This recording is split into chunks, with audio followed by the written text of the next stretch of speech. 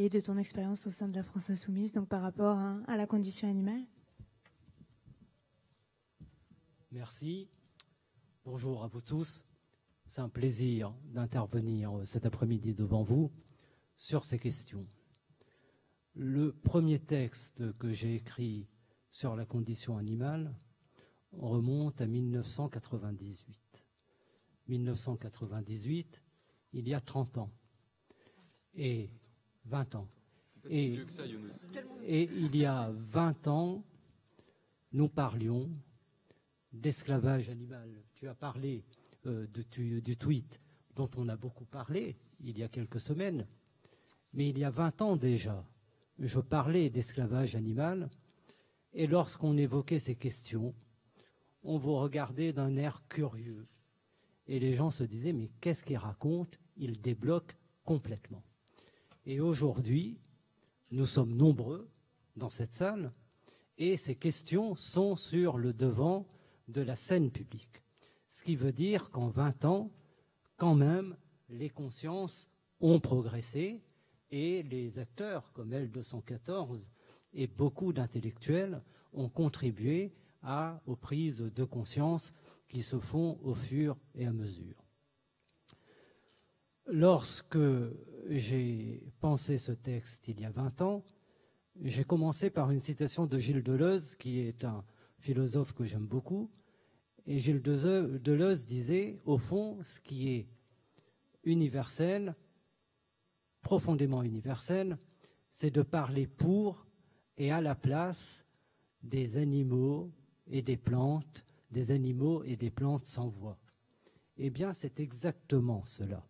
Nous sommes dans un combat qui est hautement politique et hautement universel, et qui est un combat pour les animaux, mais qui est un combat pour l'humanité, parce que la manière dont on traite les animaux est une indication à la fois de ce que nous sommes, nous, humains, et des relations et de la manière dont nous traitons également les autres humains.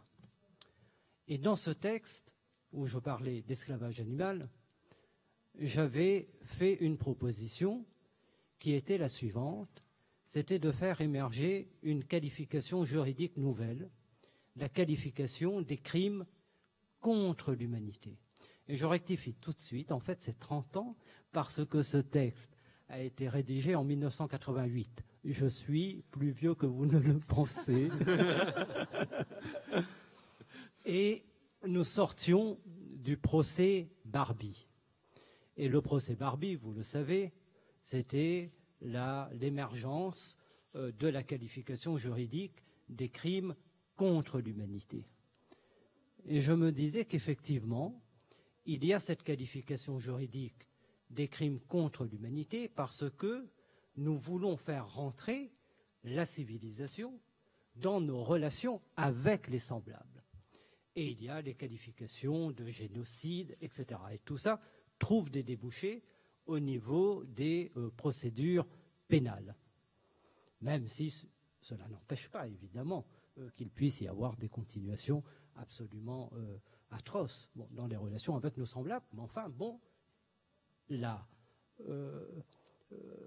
l'idée que nous nous faisons de rapports civilisés avec nos semblables fait que nous considérons qu'il doit y avoir une qualification juridique pénale la plus haute. En revanche, dans nos relations avec le monde animal, là, c'est le champ de la barbarie sans vergogne et du non-droit absolu. Et lorsque vous regardez cette qualification des crimes contre l'humanité, qu'est-ce qu'il est défini? C'est le caractère massif, ce sont des crimes de masse et ce sont des crimes organisés. Et les chiffres que j'ai devant moi montrent que 2740 milliards ou 1000 milliards, mais c'est déjà trop, d'animaux marins et 142 milliards d'animaux terrestres sont tués et mangés chaque année. Et en même temps, nous sommes dans la 6e vague d'extinction des espèces. Et cette 6e vague d'extinction des espèces est le fruit de cette prédation pensée, organisée, de masse, pour les raisons que Bastien a fort justement évoquées, c'est-à-dire une organisation capitaliste des rapports entre le monde du vivant, les animaux et les êtres humains. Donc je pense que cette qualification juridique qui peut toucher les personnes a du sens et je ne cesse de continuer à militer pour son émergence. Autre chose, j'ai été très attentif à ce qui a été dit sur la manière dont les animaux finalement reculent autant qu'ils peuvent à chaque fois lorsqu'ils vont vers une mort certaine. Eh bien, c'est tout le débat, effectivement, sur l'intelligence animale, sur la sensibilité animale.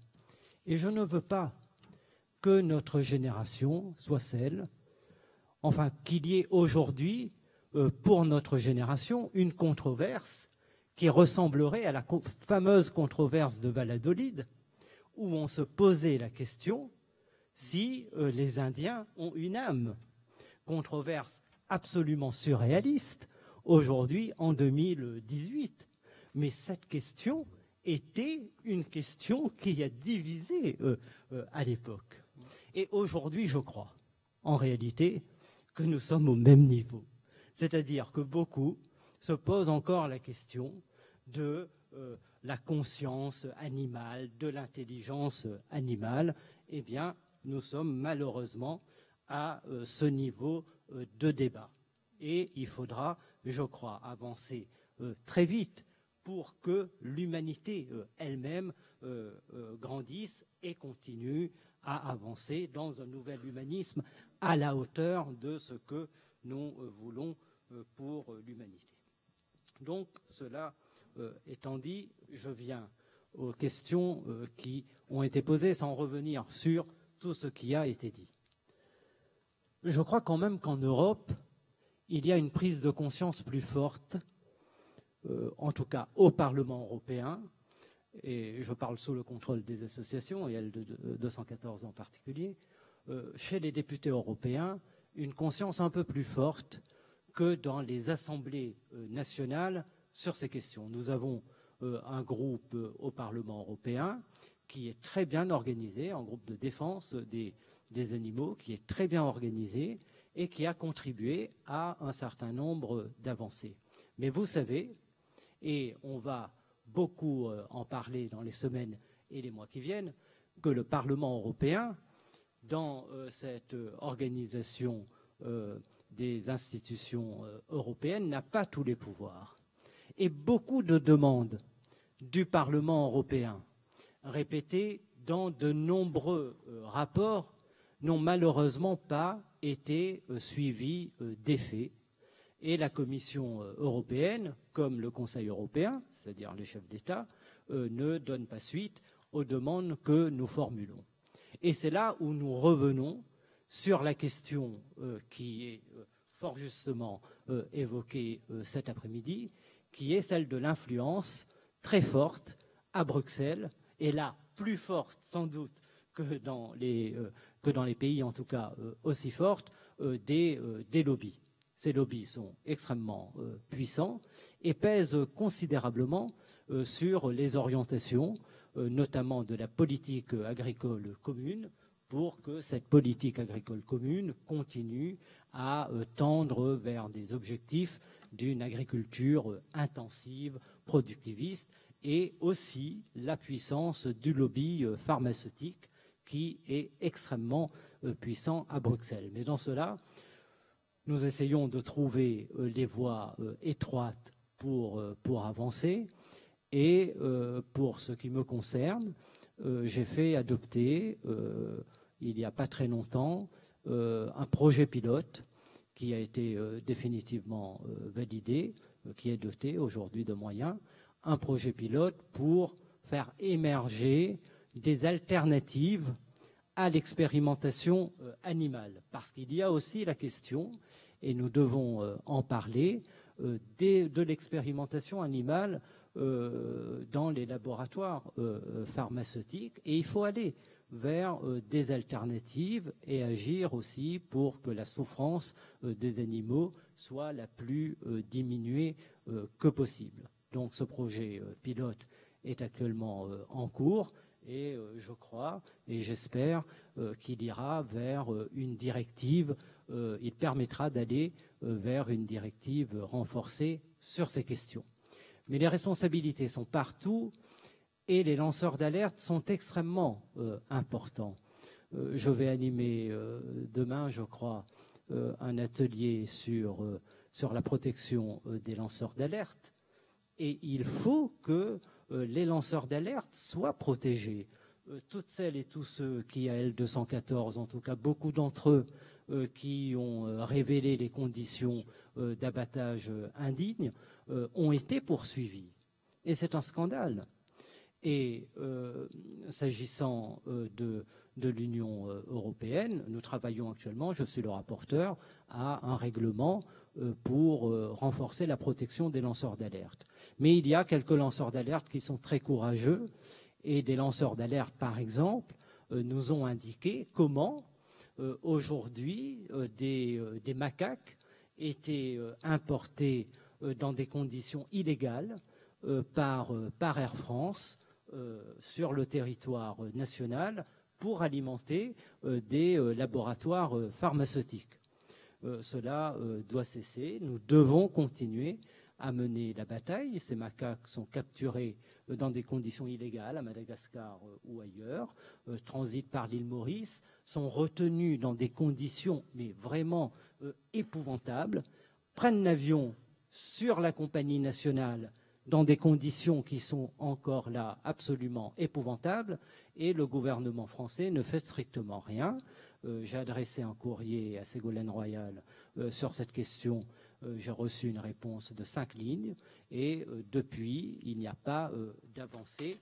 Donc, il faut continuer à porter ces questions et à être extrêmement offensif, parce que je crois que c'est la seule manière de pouvoir accomplir des sauts qualitatifs importants.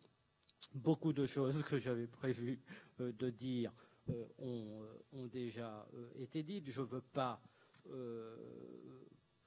ajouter dans des propos qui ont déjà été entendus et laisser du temps pour le débat. Peut-être vous dire que ce sont des questions qui ne sont pas simples. C'est aussi pareil pour l'écologie, mais on peut tous progresser. Moi-même, j'ai vécu en milieu urbain, totalement déconnecté, bien que je vienne de La Réunion, totalement déconnecté du monde animal. Et j'avais aucun intérêt pour le monde animal. Et puis, voilà, c'est la rencontre des animaux familiers qui a commencé à permettre une réflexion. Et lorsque vous observez les chats, vous ne pouvez pas ne pas vous poser de questions. Mais nous ne devons pas, et Corinne Pelluchon, qui est une philosophe, l'explique très bien dans les livres qu'elle a fait paraître et les articles qu'elle a fait paraître, nous ne devons pas réintroduire les inégalités que nous supportons au sein de la famille humaine, réintroduire les inégalités au sein du monde animal. Et d'un côté, vous avez des animaux domestiques qui bénéficient de toutes les attentions, et tant mieux, moi-même j'ai un chat qui fait partie de la famille, et d'un autre côté, vous avez les animaux familiers, en tout cas les animaux d'élevage, qui sont considérés par le droit aujourd'hui en France en dessous des meubles et en dessous des choses. Et c'est pourquoi, et je terminerai par le début du propos. Et c'est pourquoi je parlais d'esclavage animal, la controverse de Valladolid, mais aussi la question de l'esclavage à l'époque. Je sais que lorsque je dis cela, beaucoup de ceux qui ont participé au combat pour que l'esclavage soit reconnu comme crime contre l'humanité me disent « mais tu ne peux pas faire de parallèle ». Je ne dis pas que c'est je fais pas un parallèle, mais ce que je dis, c'est que c'est les mêmes ressorts, souvent, et que aujourd'hui, nous traitons, nous considérons les animaux de la même manière dont on traitait les esclaves à l'époque. Donc, il y a une forme d'organisation qui, effectivement, peut appeler à des analogies. Et les partis politiques ont une responsabilité importante. Nous faisons ici de la politique. Je n'aime pas qu'on amalgame le monde politique. Je suis un politique. Il y a une diversité de positions politiques sur ces questions. À la France insoumise et Jean-Luc Mélenchon dans sa campagne pour la présidentielle, je crois que nous avons participé à ce que les consciences progressent sur ces questions. Et vous pouvez être assurés que lors de la campagne pour les européennes qui vient, cette question sera au cœur de mes interventions. Merci.